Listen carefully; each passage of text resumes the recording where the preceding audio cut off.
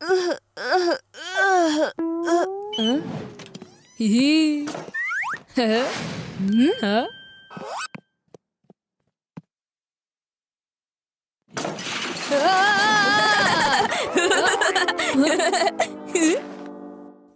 ভাইয়া, এটা কি কাবার্ড নাকি কোনো ভাঙ্গারির দোকান?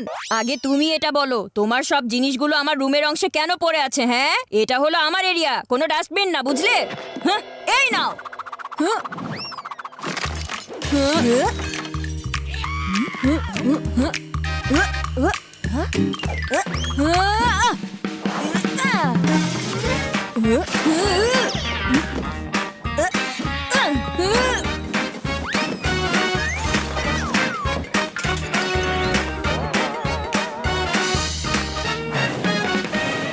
আমি তোমার সাথে এই রুমে আর থাকতে চাই না। বরফি, গেস্ট রুমে একদম যাবে না। আমি মাত্রই গেস্ট রুম পরিষ্কার করেছি। হ্যাঁ, গেস্ট রুম? আমি যদি ওই গেস্ট রুমে শিফট হয়ে যাই তাহলে এই ভাইয়ার হাত থেকে রেহাই পেতে পারবো। ও একটা নতুন রুম পাবো, আর কি লাগে? আমি যদি গেস্ট রুমে শিফট হয়ে যাই তাহলে এই বান্টির এসব ক্যাচ ক্যাচ থেকে মুক্তি পেয়ে যাব আর নতুন রুম পাবো। আর কি চাই? কিন্তু এটা এখন কিভাবে করব? আইডিয়া!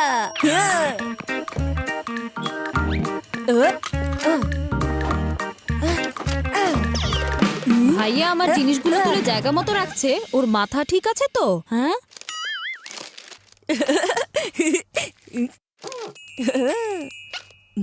মা জলদি এখানে এসো তো। কি হয়েছে? এত চিৎকার করছো কেন? এটা কোনো ঘর নাকি যুদ্ধক্ষেত্র? হ্যাঁ, আমি যতই এই বাড়িটাকে বাস করার উপযুক্ত করি, তোমরা ততই এটাকে চিড়িয়াখানা বানিয়ে ফেলো কেন? মা, যত জিনিস এখানে পড়ে আছে সবগুলো আমার, আর এসব বান্টি ফেলে দিয়েছে। বান্টি, এটা কি সত্যি নাকি? হ্যাঁ মা, কিন্তু আসলে কোনো কিন্তু করবে না। যেহেতু তুমি এসব ফেলেছো তাই তুমি এগুলো গুছিয়ে রাখবে, ঠিক আছে? আমি কিন্তু মা, এই রুম ঠিকঠাক হতে অনেক সময় লাগবে আর আমার এক্সামের জন্য প্রস্তুতি নিতে হবে। তুমি যদি বলো তাহলে আমি এখন গেস্ট রুমে শিফট হয়ে যাব। ঠিক আছে, তুমি তাহলে শিফট হয়ে যাও।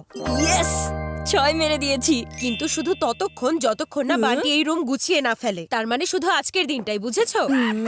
ওহ নো! শোনো বান্টি, তুমি ভুলে গেছো আমি হচ্ছি বড় ভাই। এত লাফালাফি করো না, শুধুমাত্র একদিনের জন্য গেস্ট রুম পেয়েছো। আরে চিন্তা করো না। ওয়াও,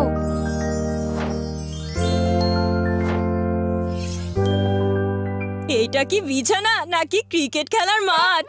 আমার রুমের ছোট বিছানায় তো কোনো রকমে ঘুমাতে হতো, এখন এই বড় বিছানায় হাত পা ছড়িয়ে ঘুমাতে পারবো। দেখো দেখো, রাজার মতো খুব হাত পা ছড়িয়ে আছে। যতই হাত পা ছড়াও চিকু, তুমি রাজা হতে পারবে না।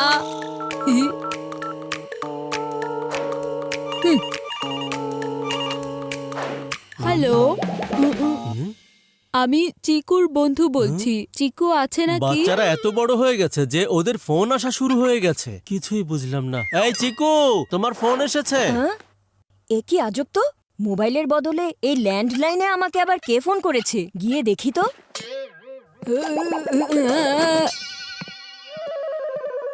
আরে, এই নাও চিকু। হ্যালো, কে বলছেন? কোনো আওয়াজ আসছে না কেন? Hello hello.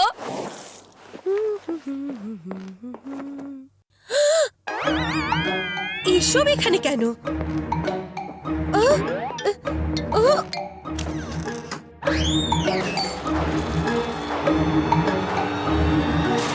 চিকু! কি হয়েছে মা? আমি গেস্ট রুমটাকে প্রাসাদের মতো সাজিয়ে রেখেছিলাম আর তুমি কিনা এটাকে মাছের বাজার বানিয়ে দিয়েছো। আরে এসব কি? হয়ে গেছে না চিকুর সব কর্মকাণ্ডের পর্দাফাঁস। আচ্ছা মা, তোমার আসলেই মনে হয় ও গেস্ট রুমে থাকার মতো মানুষ? একদমই না। কিন্তু মা, আমি কোনো কিন্তু শুনতে চাই না। এখনই গেস্ট রুম খালি করে দাও তুমি। এই যে শোনো, আমি বয়সে ছোট হতে পারি কিন্তু বুদ্ধিতে নয়। ক্লিন বোল্ড হয়ে যাওয়ার পর ব্যাটসম্যান ব্যাক টু প্যাভিলিয়নেই ফিরে যায়। ভাইয়াকে তো গেস্ট রুম থেকে বের করলাম, এখন নিজেকে গেস্ট রুমে ঢোকানোর জন্য তো একটা আইডিয়া ভাবতে হবে। আইডিয়া!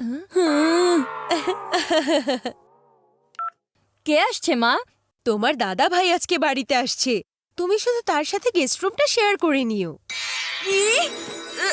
দাদা ভাইয়ের সাথে রুম শেয়ার করা? উনি যখন শেষবার এসেছিলেন তখন ওনার নাক ডাকার আওয়াজে আমি সারা রাত ঘুমাতে পারিনি।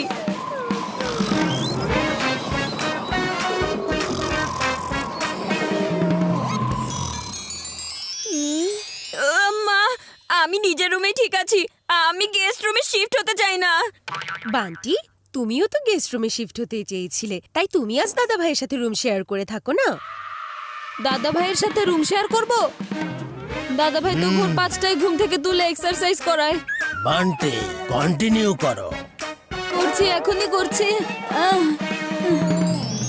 আরে না না না মা, আমি কোথাও শিফট হতে চাই না, আমি নিজের রুমেই থাকতে চাই মা। ঠিক বলছো তো? তোমরা দুজনে নিজেদের রুমেই থাকতে চাও? হ্যাঁ মা, আমরা এখানেই থাকতে চাই।